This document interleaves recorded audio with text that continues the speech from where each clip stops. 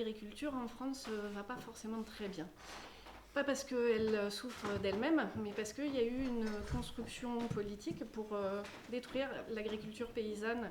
Les paysans devaient recourir à la chimie, devaient recourir aux pesticides, devaient recourir à une forte mécanisation du travail, d'où s'en sont suivies toutes ces pertes d'emplois. Oui, c'est brûlant, donc on ne s'assied pas. C'est bon?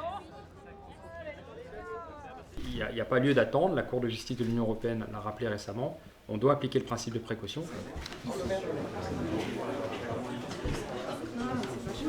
Monsanto lui-même a reconnu dans ses propres documents que ce produit était toxique pour l'environnement, pour la reproduction humaine et même favoriser certains cancers. Et donc on ne peut pas faire avec le glyphosate comme on a fait malheureusement avec le chlordécone ou l'amiante, laisser comme ça des molécules dans l'environnement et préférer finalement bien les profits des actionnaires à la santé publique. Je pense qu'on va rebondir sur le sujet.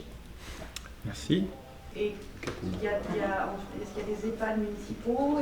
Quelle est la surface en fait? À Lyon, il n'y a déjà pas d'utilisation de produits phytosanitaires de synthèse par les services techniques. Il faut pouvoir encourager les particuliers aussi à arrêter. Il faut l'annoncer avant, de manière à ce que les gens ne soient pas surpris. Aujourd'hui, on veut une ville sans produits phytosanitaires de synthèse, de manière à protéger toute la population.